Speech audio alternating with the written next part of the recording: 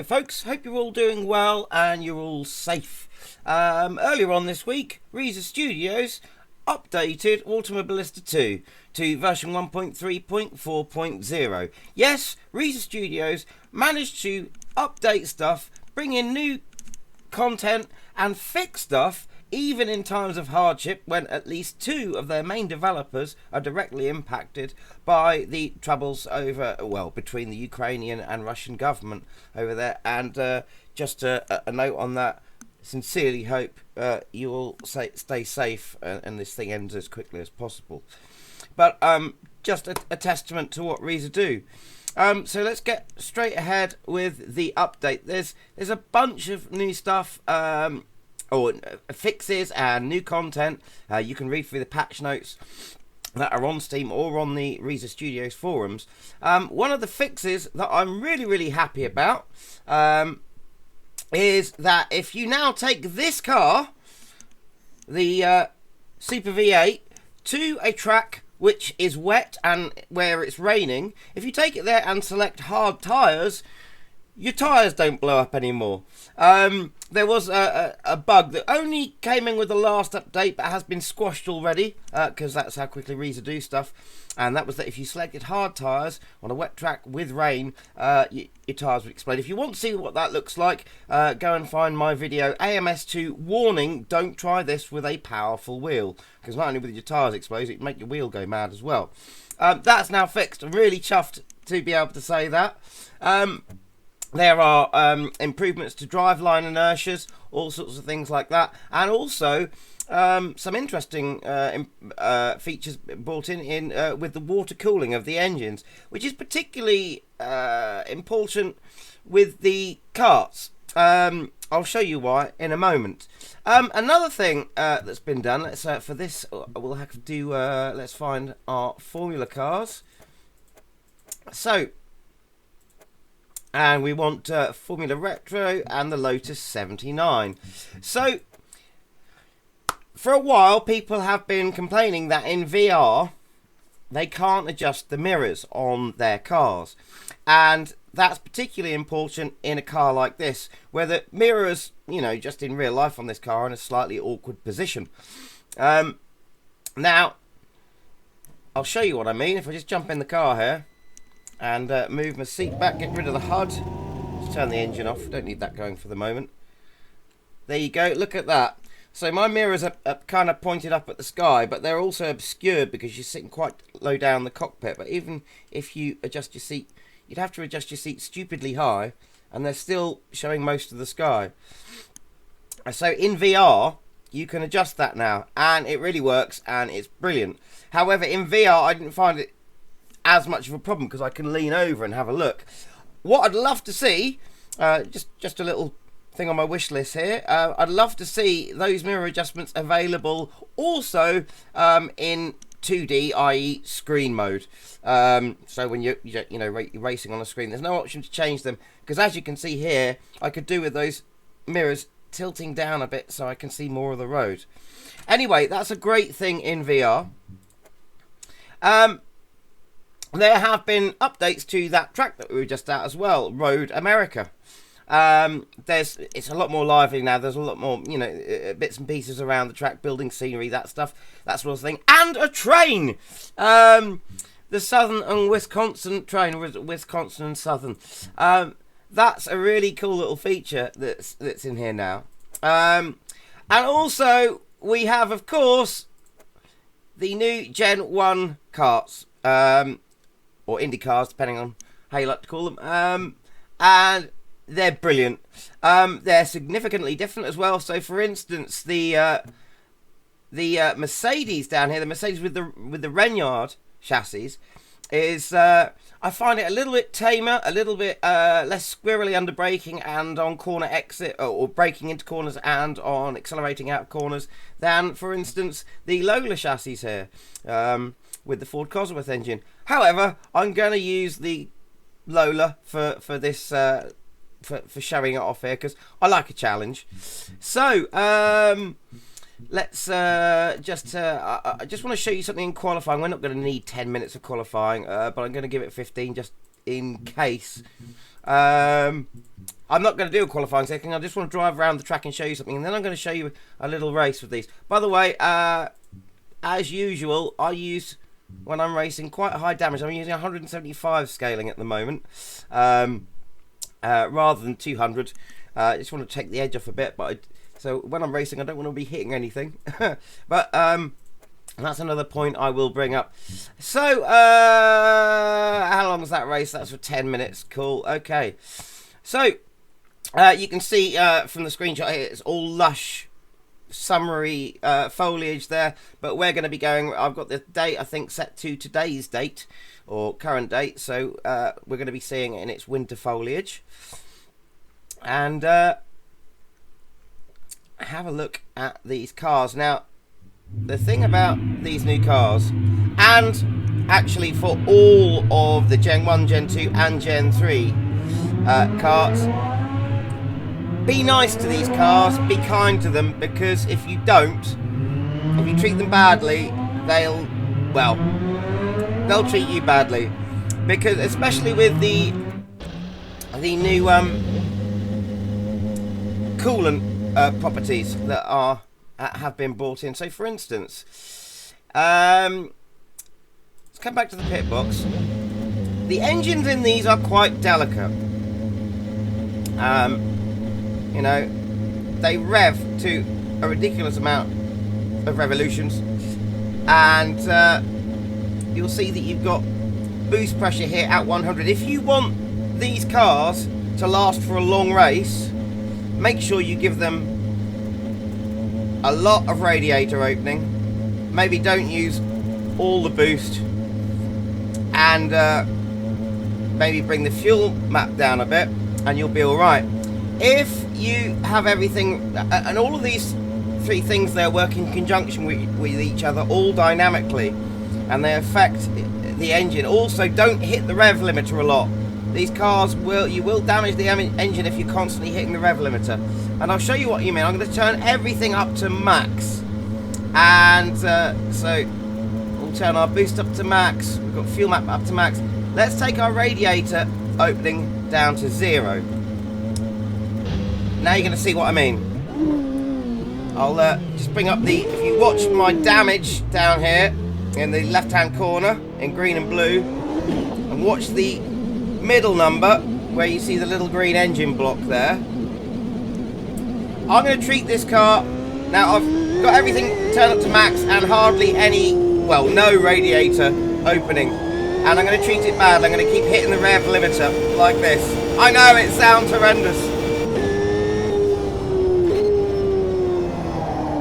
Okay, now watch what happens. Hitting the rev limiter like crazy there,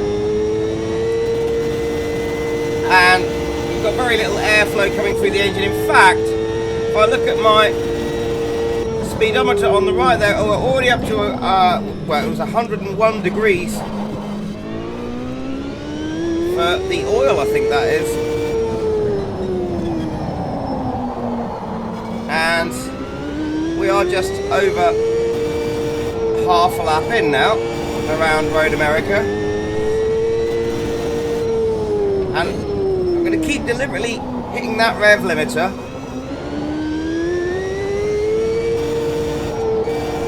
especially if you drive the car without any load at all, as in not in, well, rather if you just sit there and rev the engine with it not in gear, this will happen a lot faster. Now you can see we've got already 1 point of damage on our engine there.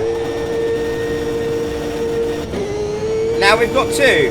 Now we've got 3. Now 5, 6, 7. We're at 132 degrees on our oil temp there. And we've got 60 points of engine damage. And I'm absolutely, there we go. Engine blown already, just like that. Okay, so that's something you really need to look after the engine in this car, and you can do that by, you know, changing up before you hit the rev limiter, and also if you depending on how you have your engine set up with your boost pressures, radiator openings and fuel maps. So let's reset to defaults, and I'm going to open that radiator right up just to keep us safe. Now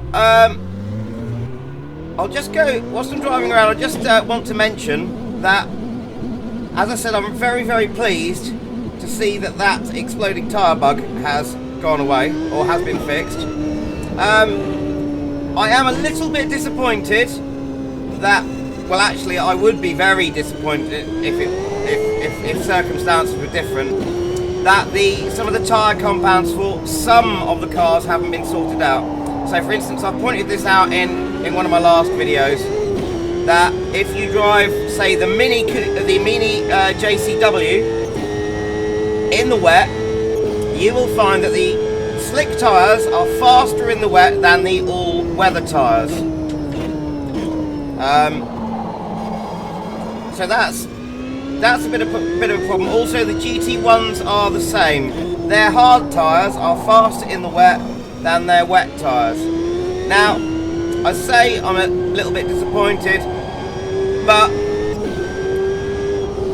I'm not too worried. I know Reiza will fix it, but I'm not that disappointed that they haven't got round to fixing everything, because of course, as I said earlier, times are a little bit difficult for them, and of course, you know, a lot of you out there in the world who are affected by what's going on at the moment.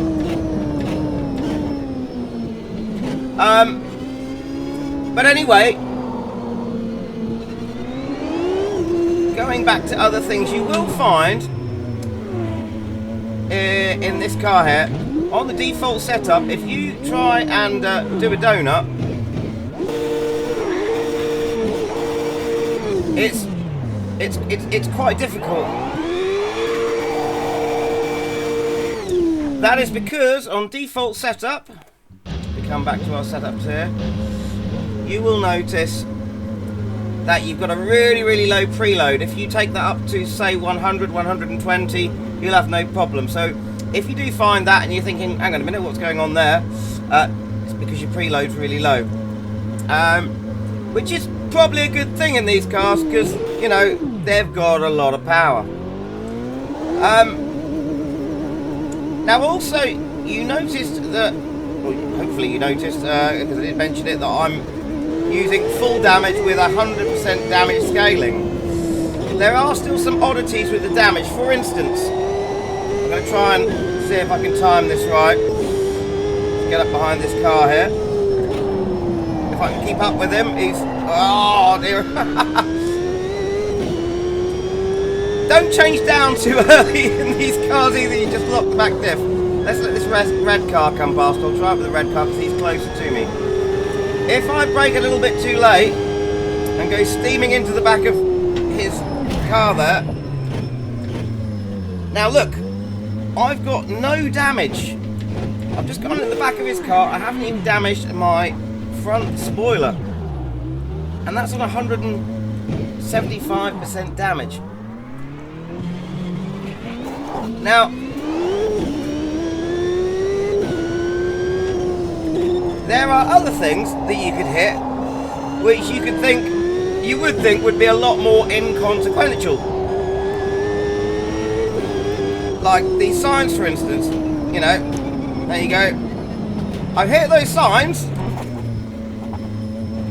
and immediately I've got 35%, there's some severe damage on my suspension there. You can see it's an orange there, 35% damage. And only 6% damage to the front splitter. And that's just through hitting those light, I assume what would usually be polystyrene signs. That's a bit odd.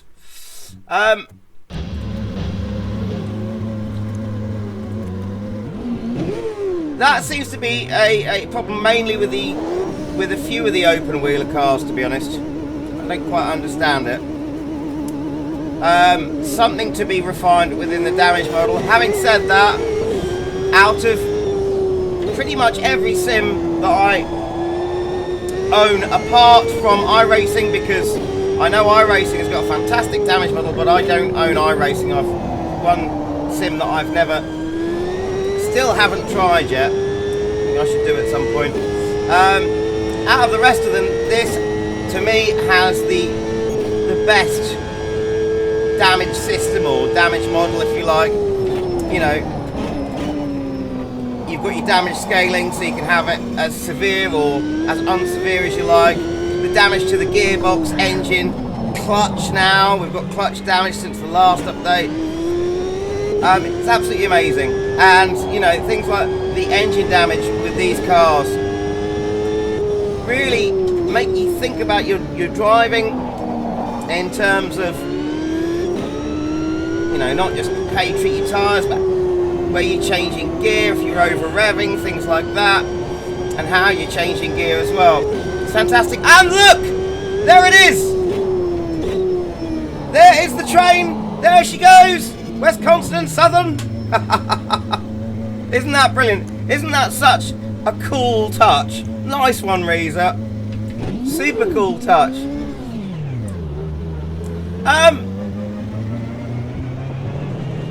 That and the rest of the updates to the track,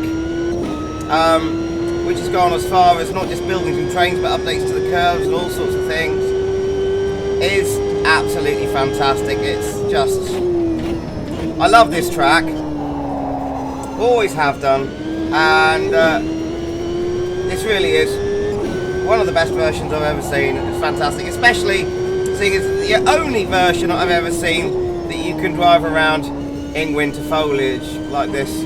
Anyway, these are all the things that these are all my little thoughts about the new update and what's come with it. And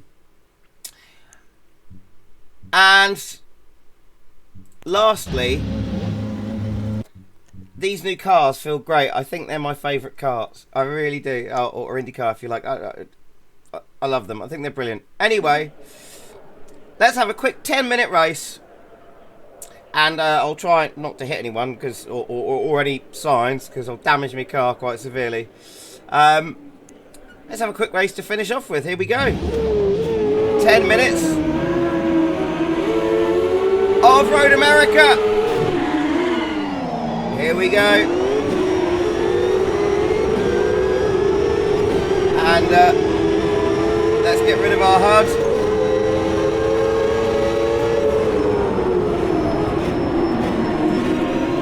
I've actually got the AI set at about 104 skill level, which I possibly should have lowered because they're pretty fast at that level, and they're also at 100% difficulty. But these cars, the AI with these cars on this track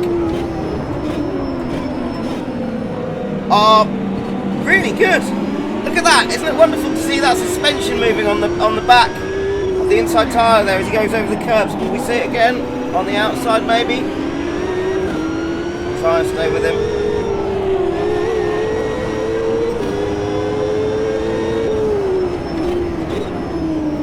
Yeah, compared to the Gen 3, there you go. See that wheel wobble as he bounce up and down as he went over the curb there. This corner here, you've got it. So much throttle modulation to get around that corner. I deliberately chose this version of the version with the bend here of Road America, just so it gave us a chance to slow down as we go past the train tracks, just in case we see the train. Hopefully we'll spot the train again as we go through the race.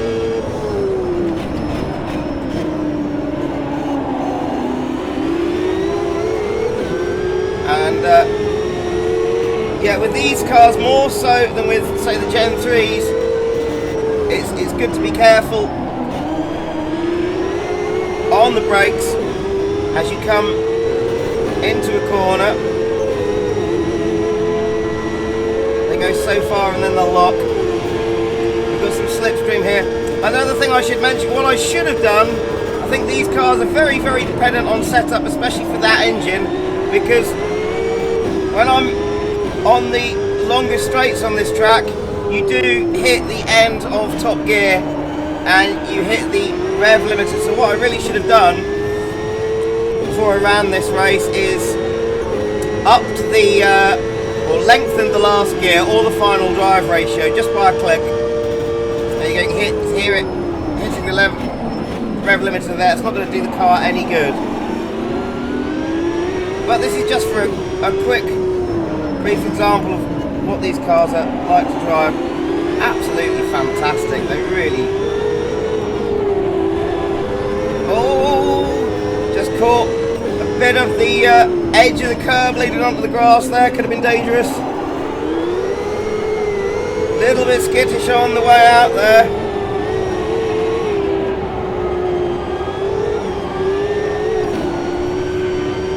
It's hard steering with one hand whilst trying to operate a sequential shifter and control one of these beasts. And there's the train. There she is. I've hit the rev limiter a few times there. You can, if I turn my HUD back on, you can see I've already got 2 points of damage on the Cosworth engine there. So I've got to be more careful. We'll have a look at the damage at the end of the race as well. Apparently these engines were good for, you know, about 1,500 either miles or kilometres, 2 or 3 races, with rebuilds in between, before they'd have to stick a brand new one in there. From what I've been able to find out. Having said that, I really don't know all that much about the history of car and IndyCar and when the whole thing split. Of course, with the rise of NASCAR, that got more popular. If you have any information or know anything better, let me know in the comments.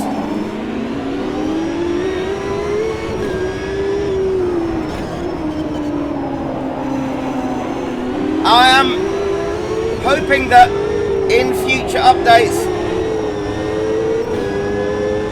because I've got to admit, we are supposed to have oval racing coming with the Formula USA pack, but it didn't come with this update. I'm not surprised about that with all the reeds we've got to deal with at the moment, because it must be a huge job, because it's not just the tracks, they've got to implement the correct AI behaviour with slipstreaming and also flags and safety cars.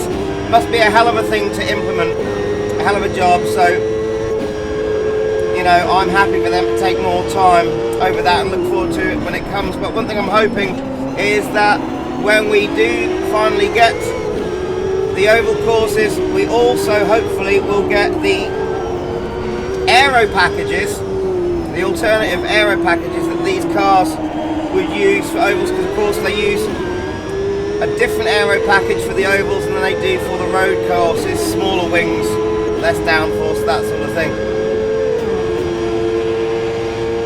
And you'll hear the engine hitting the rev limiter there as we hit the top speed of 306. Oh, got a bit dangerous there.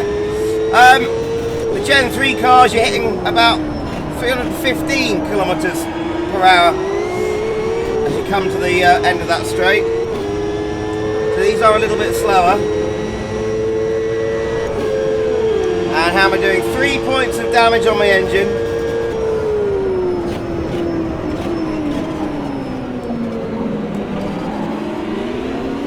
So like I said, you know, treat these cars nicely, as they will not last. I haven't tried a proper long race with these yet.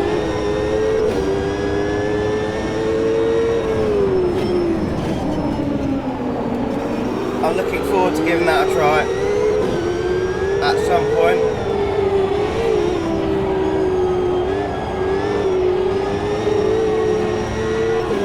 If anyone has got any tips on getting around that corner a bit better, let me know.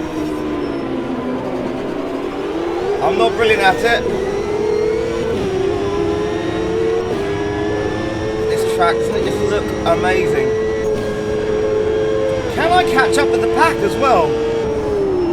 late on the brakes.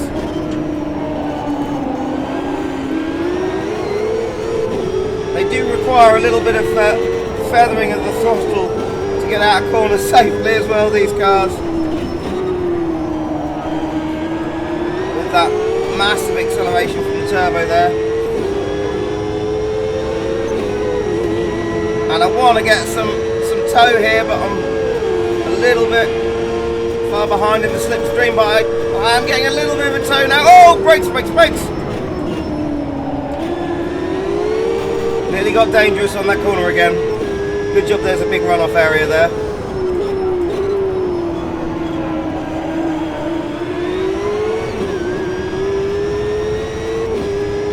And they're side by side as we go under the cheese bridge.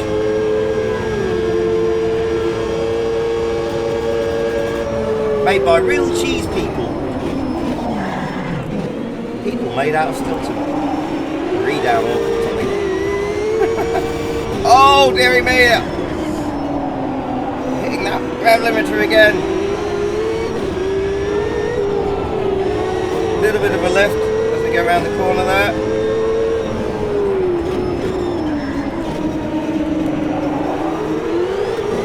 Getting slightly closer to the back of the pack. Thing is, can I keep with them around this corner?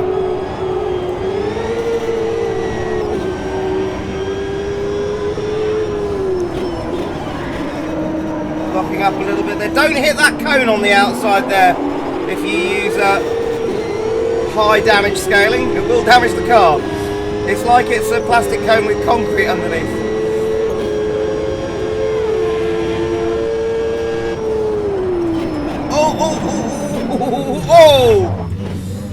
Oh dear, just gone at the back of that car there. I think there was a little bit of a slide skirmish accident in front of me. Have I got any damage? Yeah, the front of the car is feeling a bit ropey. Steering, pulling slightly to the right hand side. Oh no, it's fine, it's fine. I thought it was going to the right, but it's actually straight, completely straight, no damage. Amazing. Oh, I tried to go for it but couldn't quite make it.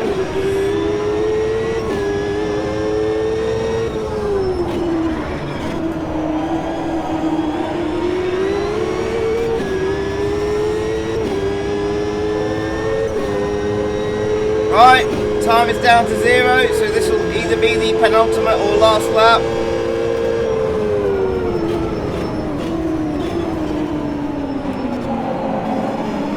I would recommend running these cars with 0 aggression, as I usually do with pretty much all of the open wheelers. Otherwise they do tend to have the odd touch, which is okay in tin tops and full body cars, not so good in open wheelers, which tend to be a hell of a lot more fragile. Oh yeah, they're really coming together a lot there.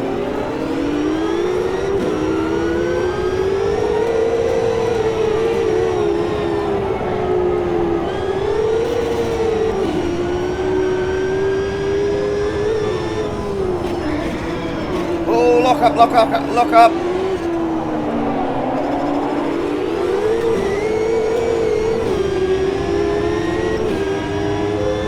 AI got a little bit better traction than me on the exit of the corners there. Can I put a move on them down here? No. Nearly got there.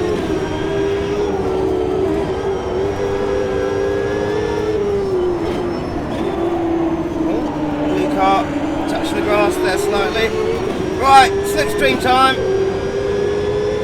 The red car there, slipstream in the blue. Look at that. Great overtake.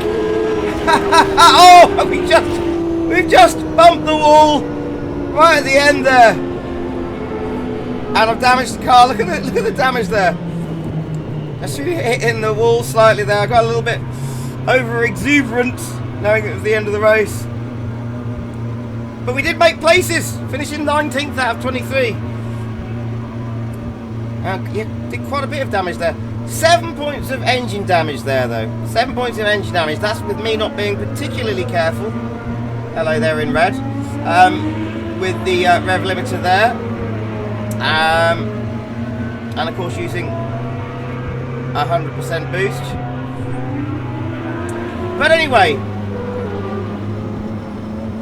let's stop the car there. I hope that gives you a good overview of what we've got now. Maybe I'll do another race here with the AI aggression at a more sensible level, and maybe a bit longer race. And thank you, Reiza, for all that you've managed to do in these troublesome times. I think you've done an amazing job. And thank you for watching. If you like my channel and you want to see more of what I do, then please, if you want this channel to survive, do me a favor and hit subscribe. May seem like a small thing to do, but it enables me to make more videos for you. By hitting that button, you can help us thrive. Subscribe and keep this channel alive. Don't cost nothing, don't take no time. Come on now, keep this channel alive.